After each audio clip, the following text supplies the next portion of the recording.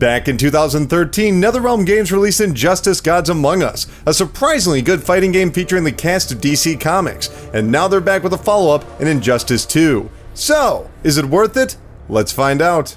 One of the most important features to any fighting game is its roster. String together enough charismatic pugilists and you're halfway to success. And in that aspect, Injustice 2 starts with a sizable advantage, bringing together 80 years of DC Comics continuity into a single over-the-top melee. But Injustice 2 doesn't simply rest on its brand familiarity. Instead, it challenges the pre-established nature of iconic characters. Most importantly, its blindingly brutal one-on-one combat delivers a carefully balanced power fantasy, while introducing a meaningful progression and loot system. Regardless of your appreciation of the source material, Injustice 2 is a viciously fun and surprisingly deep brawler.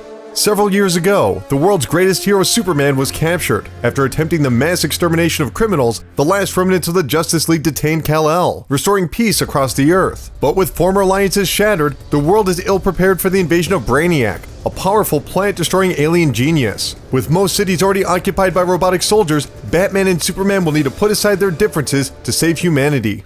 Did you catch all that? Chances are, if you're not familiar with the effects of Red Kryptonite, Batman's son Damian, or the events of the first game, you'll likely feel lost during Injustice 2's 6-hour campaign. But the story's blend of comedic one-liners and global catastrophes makes for an entertaining spectacle. It's just a shame most of the narrative threads quietly vanish as the plot progresses, not to mention the non-sequitur encounters and the logic-bending battles between martial artists and superpowered gods. Injustice 2 lacks a 3-act structure, but the individual scenes successfully establish the gigantic cast personalities and relationships. If nothing else, the campaign's frequent shifts in focus serve as a fantastic tutorial for the 28 playable characters. Injustice 2's diverse collection of heroes and villains vary in power, speed, and defense, but are all confined to the stiff movement of walking and dodges. Physical strikes are limited to low, medium, and high attacks, all of which can be altered with directional input. The combat's rhythmic 3-button punch and kick combos are an effective strategy while still simple enough for newcomers, though the powered-up high attack introduces the importance of juggling, knocking an opponent before their defenseless body touches the ground. Finally, each hero features a unique ability which can be instantly activated. For some, it's a temporary enhancer to all moves, while others unleash projectiles or large radius attacks. Yes, this is common knowledge to fighting game fans, but Injustice 2's accessible foundation pushes players towards the game's more complex maneuvers, restricting mobility to emphasize the importance of snappy beatdowns and blocking, bridging one technique to the next. But the true superpowered experience rests in the special moves, where DC's icons unleash their dangerous abilities. Much like the basic strikes, these attacks are left deliberately easy, performed through a quarter circle or back forward input. And for good reason, as their frequent use coaxes opponents into close-range battles and juggles setups. Part of the fun of Injustice 2 is seeing seemingly out-of-place characters adapted into a 2D fighter. For example, the Defender of the Green Swamp Thing takes the form of a slow but powerful heavy. The Red Lantern Atrocitus follows a similar mold, but with distance-closing abilities, while the mercenary Deadshot and Sorcerer Dr. Fate favor long-distance projectiles. Most of the returning cast, including Batman, Wonder Woman, and Black Adam, largely retain their original moveset. There are subtle differences here and there, but for the most part, it's a slight tune-up to match the new entrants. Where this sequel truly escalates is in its grand destruction. Stages have been outfitted with far more interactive objects, which, depending on the character's strength, are used for quick getaways or devastating pummels. But this too can be instantly changed, as combatants fling their opponents into entirely different locations, taking damage along the way. Environments drastically alter approach, keeping fights dynamic and adding an extra layer of strategy to each conflict. But skill and mechanical depth remain the key distinguisher.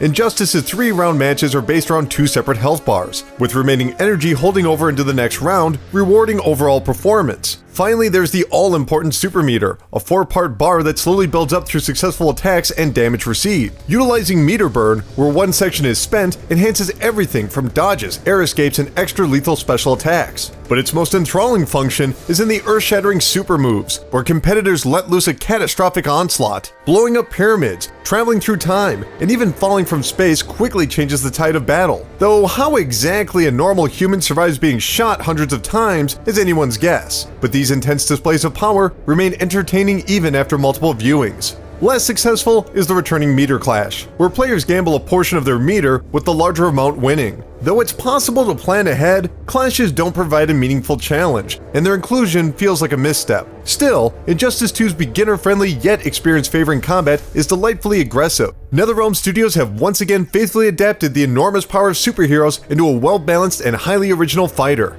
and that alone would be a good enough reason to give it a try. But the added customization creates a remarkably robust post-game. In both online or single player, characters progressively level up their individual stats after each match, unlocking unique gear and enhancements along the way. Loot is a major incentive for the multiverse mode, a single player event where heroes face off against heavily modified competitors, with unusual circumstances altering the fight. Say health dropping from the sky, or Catwoman serving as a sidekick. These sections offer an interesting blend of goofy gimmicks and serious challenges. With some sections gated off by level and entire collections swapped out every day, there's always a new obstacle to overcome. For those who prefer the hands-off approach, there's the AI Battle Simulator, where 2 teams of 3 computer-controlled gangs face off for loot. An interesting, though not altogether vital option. Online play wisely separates modified rosters from their standard variations, with ranked matches limited to normal characters. In either section, players can face off in traditional contests or fight for supremacy in King of the Hill. For the most part, online play delivers low latency matches, though on occasion I experienced a detrimental amount of lag. Still, the online mode caters to both loot and skill-focused audiences. Injustice 2's presentation is a celebration of the DC Universe's classic locations and heroes, littered with historical references to comic book lore. Before each round, competitors exchange unique quips, alluding to their prior encounters. Even the selection screen shows a brief preview of the battle to come, though some of the game's best visuals come with distracting drawbacks.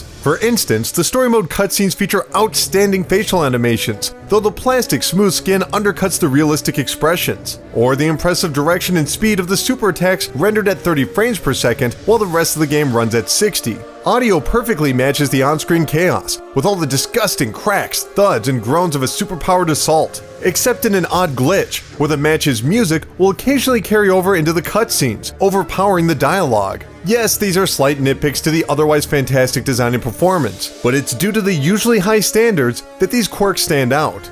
So, is it worth it? Yes.